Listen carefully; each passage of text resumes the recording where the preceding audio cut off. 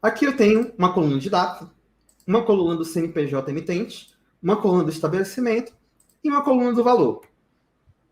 Vamos supor que eu quero criar aqui uma dimensão emitente, certo? Qual o procedimento que normalmente a gente faz? A gente duplica aqui a etapa, a gente pega as colunas que a gente entende que tem que fazer parte da dimensão, a gente remove outras colunas, depois a gente vai... Opa, inverti. Remover outras colunas. Depois a gente vai e faz, clica com o botão direito, remove duplicatas, e em tese a gente formou aqui a nossa dimensão, no caso, dimensão emitente.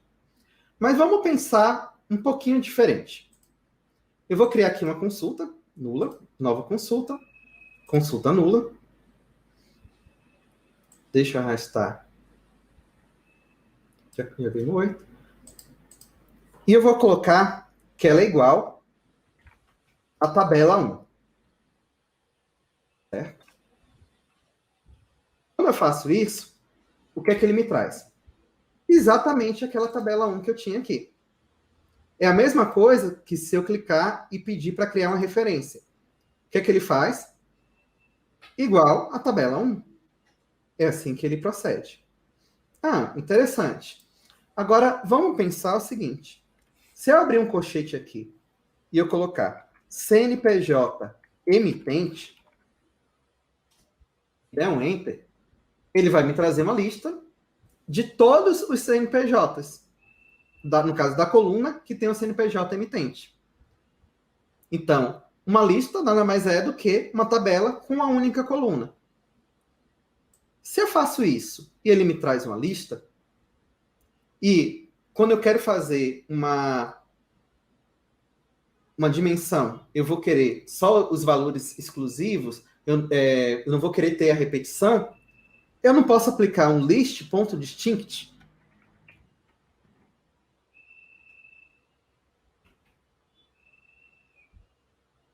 Ele acabou apagando ali, na tabela 1. CNPJ emitente.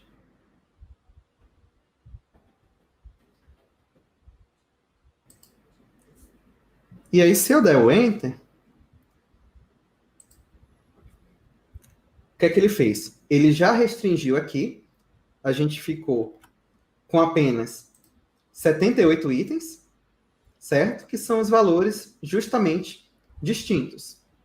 Então, se eu pego e eu tenho uma única coluna que eu quero levar para a dimensão, usar o list.distinct é uma possível solução. Aqui, depois eu converteria para a tabela, e eu teria aqui vamos dizer, a minha dimensão. Só que qual o problema? Aqui seria para casos em que seria uma única coluna, e geralmente a nossa dimensão ela não tem uma coluna só. Ela tem mais de uma, como é o nosso próprio exemplo, que a gente queria levar o CNPJ, emitente, e aqui o estabelecimento. Então, vamos criar uma nova consulta nula, e vamos pensar agora de forma um pouquinho diferente. Tá, no final das contas, eu não quero bem uma lista, eu quero uma tabela. Existe também, assim como o list.distinct, o table.distinct. O que ele vai querer de você? Ele vai querer que você, primeiro, diga uma tabela. Opa, qual é a nossa tabela? Tabela 1. Depois, ele vai querer que você diga o seguinte. Tá, você quer trazer uma tabela distinta. O table.distinct é o remover duplicatas que a gente tem lá.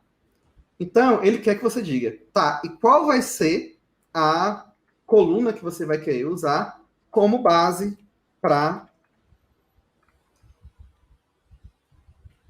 remover as duplicatas? Eu vou colocar aqui como CNPJ emitente. Se eu der um Enter, o que é que ele vai fazer? Ele já pegou e gerou aqui para mim as mesmas 78 linhas, só que ele ainda está trazendo a informação de todas as colunas. E não é bem isso que eu quero. Eu quero só colunas específicas. Então, posso colocar aqui depois abrir chaves. Vou dar aqui um espacinho para ficar mais claro. E aqui, dentro de chaves, eu vou trazer quais são as colunas que eu quero. Então, eu quero CNPJ emitente. Vou botar uma vírgula. E eu quero estabelecimento.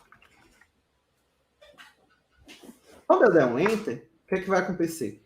Ele já está trazendo para mim só as colunas que eu quero. Veja aqui, tudo isso numa única etapa. A gente só tem aqui a etapa fonte.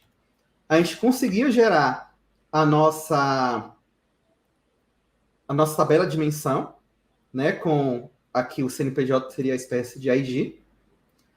Mas aí você pode falar, pô, muito bonito, não sei o quê, mas assim, a minha dimensão, eu precisava de que ele atendesse 2 critérios. Eu queria que removesse duplicatas de 2 colunas, 2 conjuntos de colunas. Aqui, dentro do table.distinct, você vai enumerar quantas colunas você quiser que ele considere na hora de remover duplicatas. Então, também posso colocar aqui estabelecimento. É como se estivesse segurando o Ctrl, selecionando mais de uma coluna e dando o remover duplicada, né? Exatamente.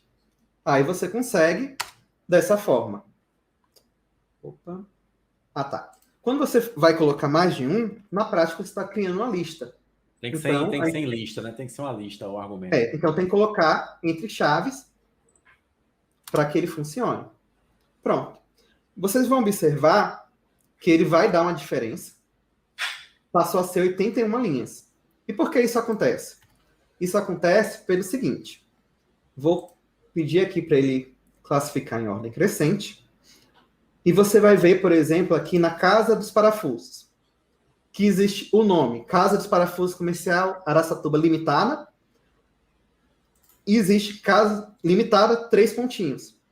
Então, sempre que tiver, ele vai considerar que as 2 colunas têm que ser igual para ele remover duplicata. Se tiver um ponto diferente, ele vai considerar que é uma linha diferente e ele vai trazer no seu resultado. Por isso que sempre que você estiver fazendo uma dimensão, o ideal é que você utilize somente uma única coluna como base.